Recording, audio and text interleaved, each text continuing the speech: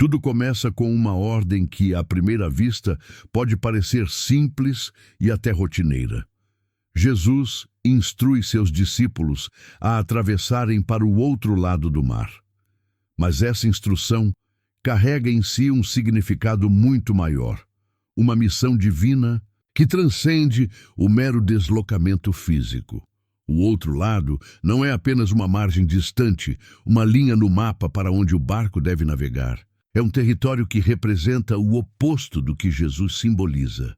Um lugar onde a luz não brilha, onde a escuridão já não se oculta, mas domina com força plena. Ali, as sombras tomam forma em cavernas escuras, nos sepulcros abertos, nas montanhas silenciosas, fazendo daquele espaço uma fortaleza do mal, um domínio onde o mal reina com autoridade. À medida que o barco se afasta da costa segura, uma tempestade começa a se formar, crescendo com uma fúria impressionante. Ondas gigantescas golpeiam a embarcação, ameaçando engolir tudo e todos. Os discípulos, pescadores acostumados às intempéries do mar, lutam com toda a sua experiência, mas a força das águas parece imbatível. O barco balança perigosamente, a água invade a embarcação e o desespero toma conta do grupo. Mas em meio a todo esse caos, há uma figura que permanece inabalável: Jesus. Ele dorme profundamente, imune ao terror que o cerca, descansando em paz absoluta. Quando finalmente os discípulos o despertam, aflitos e temerosos, Jesus se levanta e, com uma autoridade que ecoa muito além do natural, ordena ao vento e ao mar que se acalmem. E imediatamente, sobre a superfície agitada, desce um silêncio que não é apenas físico, é um silêncio espiritual. O céu parece se abrir, a criação obedece ao seu Criador, e uma bonança serena toma conta do ambiente. Essa travessia não simboliza apenas um movimento geográfico. Ela representa o momento em que o santo se prepara para entrar em um território profano, onde as trevas reinam.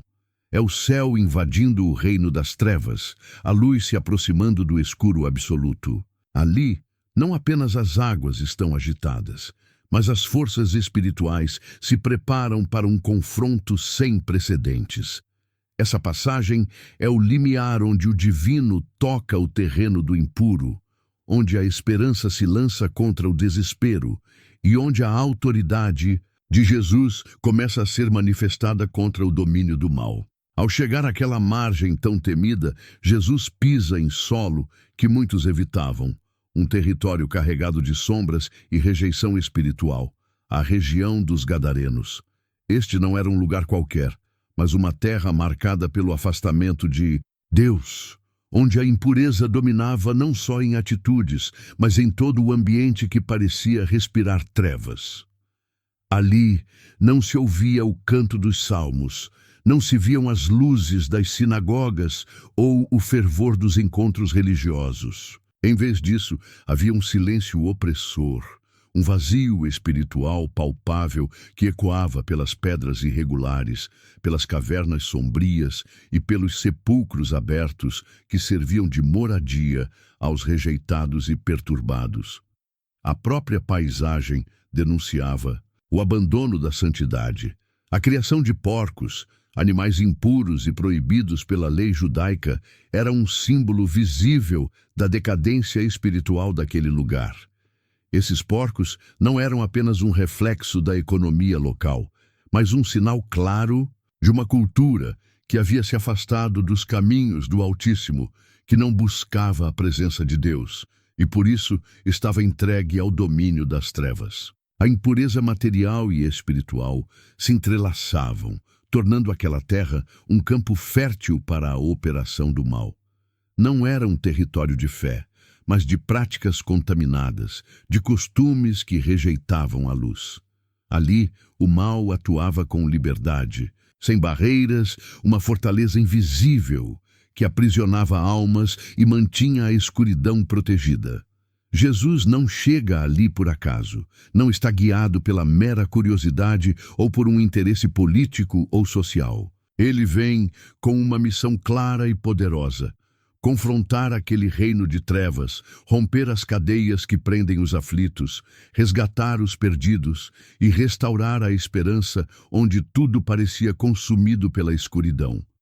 Cada passo seu naquele chão impuro é uma declaração de guerra espiritual, um ato de amor profundo e uma promessa de restauração. Ele vem para lembrar que não há lugar tão distante, tão profano, que não possa ser alcançado pela misericórdia divina. Ele pisa onde ninguém mais ousaria, porque ali, em meio às sombras, existe alguém que espera ser liberto, e esse é o verdadeiro motivo da sua chegada.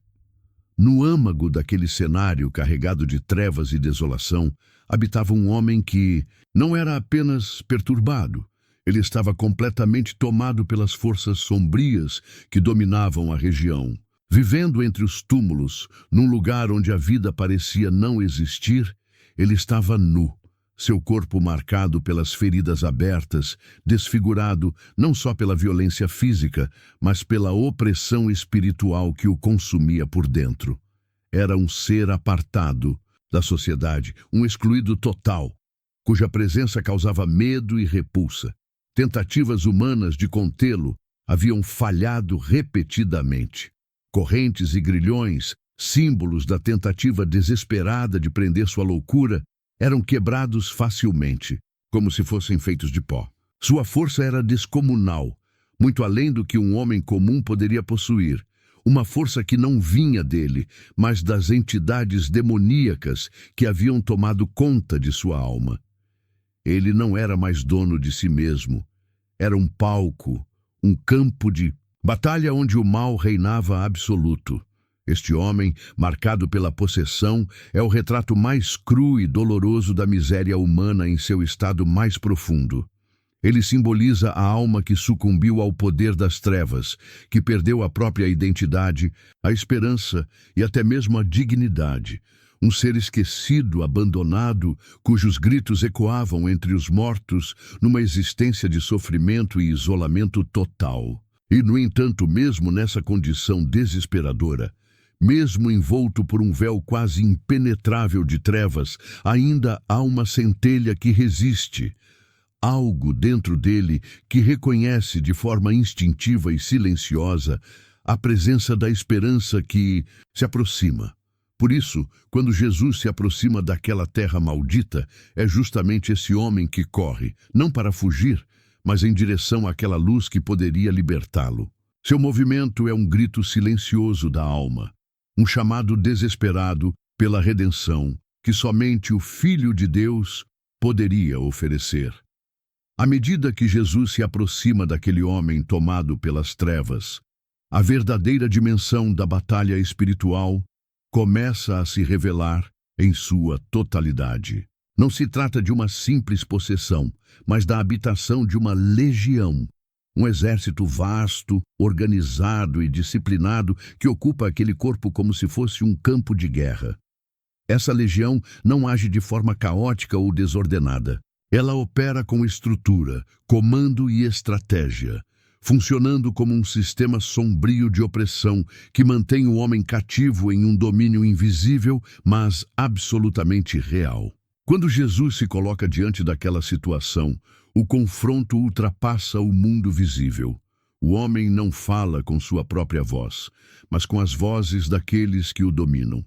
E é nesse momento que os espíritos reconhecem com clareza a autoridade suprema que se apresenta diante deles. Sem hesitação, eles o chamam de Filho do Deus Altíssimo, um título carregado de reverência e temor, que revela o conhecimento profundo da identidade e do poder de Jesus.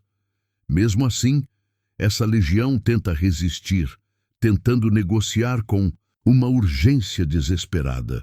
Eles suplicam para que não sejam atormentados, chegando ao ponto paradoxal de invocar a própria santidade divina para prolongar seu tempo de domínio, buscando ganhar minutos preciosos antes do inevitável exílio. Essa tentativa de manipulação revela o medo e a consciência do fim iminente do seu reinado sobre aquele território.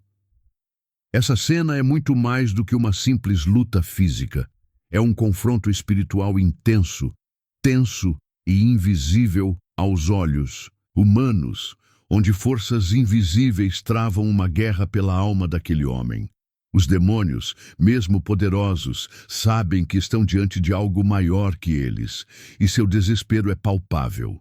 O fim de seu domínio está próximo, e a presença de Jesus representa a luz que os desmascara, expõe e derrota.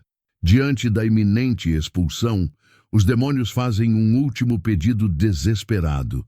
Querem entrar numa manada de porcos que pastava nas proximidades. Porcos, animais considerados impuros e proibidos para o povo judeu, símbolo perfeito da impureza e da decadência espiritual daquela região. Surpreendentemente, Jesus permite essa transferência. Não é um gesto de fraqueza, mas uma decisão carregada de significado, uma lição visual para todos que estavam presentes e para as gerações futuras. Assim que os espíritos malignos se alojam nos porcos, uma cena caótica e aterradora se desenrola diante dos olhos dos espectadores. Cerca de 2.000 animais enlouquecem de repente, como possuídos pela mesma violência que dominava o homem antes da libertação. Em desespero absoluto, correm descontroladamente pelos montes até se precipitarem de um penhasco e caírem nas águas afogando-se. O mar, que antes se revoltara para impedir a passagem de Jesus, agora engole os corpos daqueles que haviam sido tomados pelas trevas, encerrando simbolicamente um ciclo de justiça divina. Essa cena é mais do que um acontecimento físico. É um testemunho visual poderoso da natureza destrutiva do mal. As forças das trevas não constroem, não criam, não se estabelecem de maneira positiva. Elas apenas destroem, corrompem e enlouquecem tudo o que tocam. A morte dos porcos é uma manifestação clara desse destino. A corrupção leva inevitavelmente à ruína. Ao mesmo tempo, o episódio mostra que o mal, apesar de sua aparente força, não tem domínio final. A autoridade de Jesus é absoluta, e mesmo o reino das trevas, com todo o seu poder destrutivo, é vencido e aniquilado pela luz que ele traz. Quando a notícia do milagre se espalha, uma multidão curiosa e apreensiva se aproxima do local onde o homem, antes possuído por uma legião de demônios, agora está sentado, vestido e em perfeito juízo. A transformação é visível e inegável. Aquele que antes era um ser desfigurado e aterrorizante, tornou-se alguém sereno, recuperado, com a mente clara e a dignidade restaurada. No entanto, ao contrário do que se poderia esperar, a reação dos moradores não é de alegria ou celebração. Um medo profundo e inquietante toma conta deles. Essa luz que Jesus trouxe para aquela terra não é apenas física, mas espiritual. Uma luz que expõe as sombras ocultas, revela as verdades escondidas e desestabiliza o sistema de controle que as trevas mantinham. A presença de Jesus quebra o silêncio sepulcral daquele lugar. Desmonta as estruturas do mal que operavam em segredo e deixa as pessoas desconfortáveis. Muitas delas, acostumadas com a ordem disfuncional que o pecado impunha, preferem o caos familiar à instabilidade e ao desafio que a transformação verdadeira traz. O milagre, embora grandioso, é tão escandaloso quanto a possessão. Pois enquanto a possessão aprisionava e destruía, a libertação exige uma escolha. Abandonar antigas zonas de conforto, enfrentar o medo do desconhecido e permitir que a vida seja radicalmente renovada. Essa decisão requer coragem, mudança e entrega, algo que nem todos estão dispostos a abraçar. Assim, o que poderia ser um momento de esperança e libertação torna-se uma prova de resistência à mudança. O medo do poder de Deus, do confronto com a própria escuridão e da perda do controle faz com que muitos peçam para Jesus ir embora, preferindo a segurança ilusória da escuridão ao risco da verdadeira liberdade. Essa reação humana nos desafia até hoje, revelando que a luz que transforma nem sempre é bem-vinda, porque ela exige que deixemos para trás tudo o que nos aprisiona. Após a libertação extraordinária, o homem que antes fora dominado pela legião de demônios se levanta, agora vestido e em perfeito juízo. Tomado por uma gratidão profunda e uma nova vida pulsando em suas veias, ele implora a Jesus para poder acompanhá-lo, para não se afastar daquela presença que lhe devolveu a liberdade e a dignidade. Seu desejo não é apenas de proximidade, mas de comunhão, de caminhar ao lado daquele que transformou seu destino. No entanto, Jesus, com sabedoria e propósito divino, o orienta a retornar para sua casa e a sua própria gente, para que testemunhe o que Deus havia feito em sua vida. Não era apenas uma cura física ou mental. Era uma restauração completa da alma, uma renovação que precisava ser compartilhada. Assim, aquele homem, antes rejeitado, temido e considerado um caso perdido, torna-se o primeiro mensageiro do Evangelho naquela região gentílica, o primeiro proclamador de esperança, onde antes havia apenas desespero. Sua vida, que antes fora um campo de batalha sangrento e caótico, agora é um instrumento de reconciliação, um sinal vivo do poder transformador de Deus. Ele carrega consigo a prova irrefutável de que não importa quão profundo seja o abismo, e quão escura seja a noite, a luz de Cristo é capaz de alcançar, purificar e restaurar. Essa passagem nos revela algo essencial sobre o reino de Deus. Ele não conhece fronteiras culturais, sociais ou espirituais. A graça de Deus ultrapassa barreiras, alcança os marginalizados e resgata os esquecidos. Não existe impureza ou escuridão tão grande que a luz de Cristo não possa penetrar. A transformação daquele homem é um símbolo poderoso do que acontece quando a presença de Deus invade territórios onde ninguém mais ousa entrar. Uma vitória que ecoa não apenas naquela terra, mas em todos os corações dispostos a crer e se libertar. Esta história vai muito além de ser apenas um relato antigo, guardado em páginas esquecidas da história. Ela é, na verdade, um espelho poderoso da condição humana, uma metáfora viva da luta que cada um de nós enfrenta em nossos momentos mais sombrios. Ela nos lembra, com uma força incalculável, que não importa quão profunda seja a escuridão que nos cerca, sempre existe uma esperança, uma luz que nunca se apaga. Jesus, o Filho de Deus, não é um personagem distante ou inacessível. Ele atravessa tempestades, enfrenta mares revoltos, pisa em terras abandonadas e esquecidas, territórios onde muitos não ousariam entrar. Ele se confronta com exércitos do inferno, com forças invisíveis que tentam aprisionar e destruir. Mas mesmo assim, ele chama pelo nosso nome, pessoal, direto, como se soubesse exatamente onde estamos, quem somos e o que precisamos.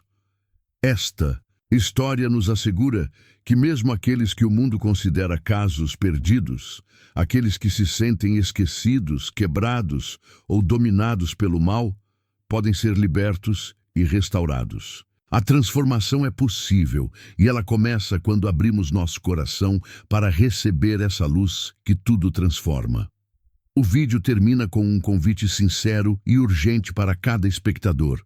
Abrir o coração, deixar que essa luz entre, aceitar Jesus como seu Salvador e iniciar uma nova jornada. Uma jornada de vida plena, esperança renovada e propósito verdadeiro. Porque a verdadeira libertação não é só um acontecimento do passado, é uma realidade que pode ser vivida aqui e agora e que oferece um futuro cheio de paz e vitória. Se você chegou até aqui, quero te agradecer de coração por acompanhar essa história tão poderosa e transformadora. que ela tenha tocado seu coração e renovado sua esperança, mostrando que não importa o que você esteja enfrentando, há uma luz maior que pode libertar, restaurar e renovar sua vida. Se essa mensagem falou com você, deixe o seu like para que mais pessoas possam ser alcançadas por essa palavra de esperança. E se você crê que Jesus é essa luz que transforma e salva, comente aqui embaixo um amém, para juntos fortalecermos essa corrente de fé e amor. Não se esqueça de se inscrever no canal e ativar as notificações. Assim, você não perde nenhum conteúdo que possa alimentar sua fé e trazer mais luz para a sua jornada. Obrigado por estar aqui e que a paz e a liberdade de Cristo estejam sempre com você. Até o próximo vídeo.